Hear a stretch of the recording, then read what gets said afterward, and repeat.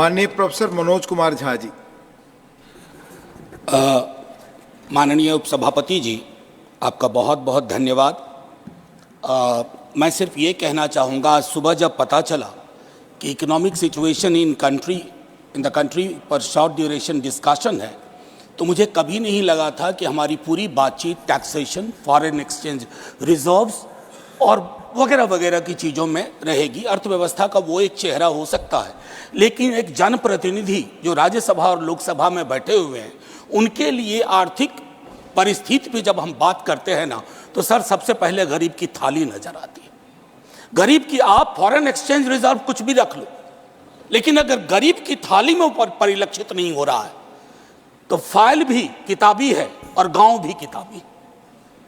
मैं सिर्फ, और हाँ, बहुत बढ़िया कहा जावड़ेकर साहब ने कहा 80 करोड़ लोगों को, हालांकि मैं उस शब्द का इस्तेमाल नहीं करूंगा कि मुफ्त कुछ नहीं होता है सर। मैं कई बार सदन में बोल चुका हूं, अगर 80 करोड़ लोगों को आपको अनाज देना पड़ रहा है तो मुझको अर्थव्यवस्था पर कोई टिप्पणी नहीं करनी है कि आर्थिक परिस्थिति क्या है, कितनी समावेशी है, वगैरह वगैरह।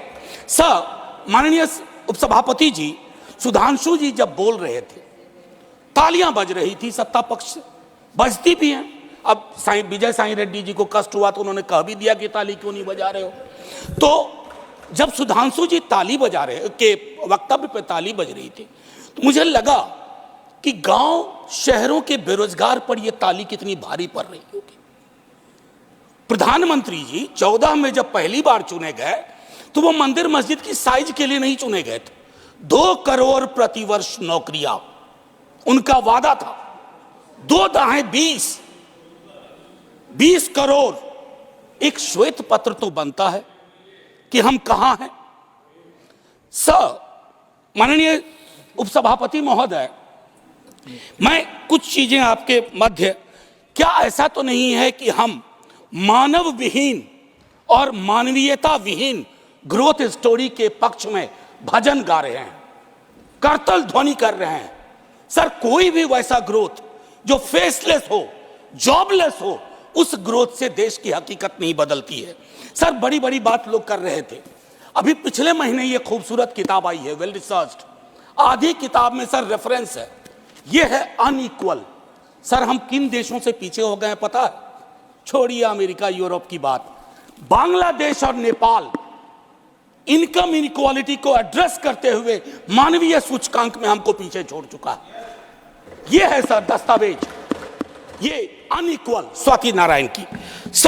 बीते दिनों बिहार में एक जातिगत सर्वेक्षण हुआ।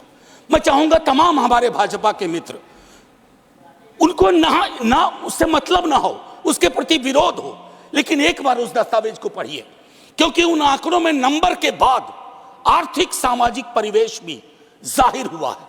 और तब प्रधानमंत्री जी, पुनः ले जाऊंगा 14 में बिहार गए थे, बिहार को स्पेशल स्टेटस की बात वो करके आए थे, हाजीपुर, दरभंगा, पटना। सर, बिहार को आपकी जरूरत है माननीय सत्ता पक्ष। बिहार के पास रेवेन्यू के साधन कमतर हैं। बिहार को लेबर सप्लाई स्टेट के नजरिए से मत देखिए, बिहार को स्पेशल स्टेटस दीजिए। क्योंकि अगर आप इस किताब का विश्लेषण करें, सरकार के आंकड़ों का विश्लेषण करें, तो आपको साफ दिखेगा कि बिहार, झारखंड, उत्तर प्रदेश और मध्य प्रदेश देश के बाकी राज्यों से पिछड़ रहा है।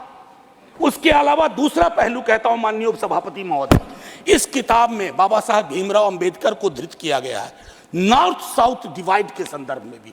और ये पुरानी बात है सर, एफडीआई को ही देखिए कि नॉर्थ में कितना, साउथ में कितना, तो ये फर्क आपको साफ नजर आ जाएगा। इसलिए मैं कहता हूं कि बिहार को नए नजरिए से देखिए। जो शुरुआत वहां के मुख्यमंत्री नीतीश जी, तेजस्वी जी ने की, आप हैंड होल्डिंग करिए और स्पेशल स्टेटस दीजिए। दूसरी चीज सर, अगर मनरेगा में रूरल डिमांड बढ़ रहा है तो रूरल डिस्ट्रेस को एक्नॉलेज करिए। उसको एक्नॉलेज किए बगैर बात नहीं बनेगी। उसको डिनाइल से अब कुछ हासिल नहीं कर पाए। पॉवर्टी इंडेक्स पर आपने कई वर्षों से काम नहीं किया। आप आंकड़ों के बारे में तो सरकार का दृष्टिकोण है कि विश्व के टिम्बकटू में अगर एक आंकड़ा पक्ष का कोई बोल दो तो उसको प्रदर्शनी लगा देंगे। अगर कोई आंकड़ा सरकार को असहज करता है कहेंगे हम तो इसको मानते ही नहीं है, इनकी तो मेथोडोलॉजी खराब है। साहब नहीं, ये डिफरेंशियल दृष्टिकोण मत रखिए। हंगर इंडेक्स पे खुल के कहिए कि हम मीट नहीं कर पाए हैं। ये सत्ता पक्ष और विपक्ष का मामला नहीं है, ये मामला है हमारे कलेक्टिव फेलियर का। हमें एड्रेस करना होगा। आपको असल में लग गया सर, बस 1 मिनट लूंगा माफी के साथ। सर, आपको असल में लगता है कि आप इनकम इनइक्वालिटी की बात ना करें, पॉवर्टी रिडक्शन की बात ना करें, अनएम्प्लॉयमेंट एड्रेसिंग की बात ना करें, चुनाव आप फिर भी जीत जा रहे हैं। मैं मानता हूं आपने वो तिलिस्म विकसित कर लिया है कि समस्याओं को एड्रेस किए बगैर भी चुनाव कैसे जीते जा सकते हैं। लेकिन जिन बोतल से निकला ये जिन देश पर बहुत भारी पड़ने जा रहा है। वेल्थ टैक्स को लेकर के, इनकम इनइक्वालिटी को लेकर मैंने कहा वेल्थ टैक्स 16 में आपने अबॉलिश कर दिया।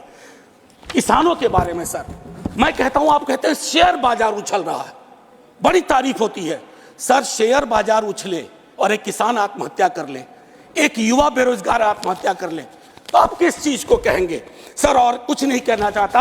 हाशिए के समूहों में पॉवर्टी की जो परिस्थिति है, आप बिहार का डेटा देखिए। आखिरी सर, एक सुधांशु जी बड़ी अच्छी चीजें बता गए, हमें तो लगा कि हम तो बेकार परेशानी है गरीबी से, भुखमरी से। 30 सेकंड सर।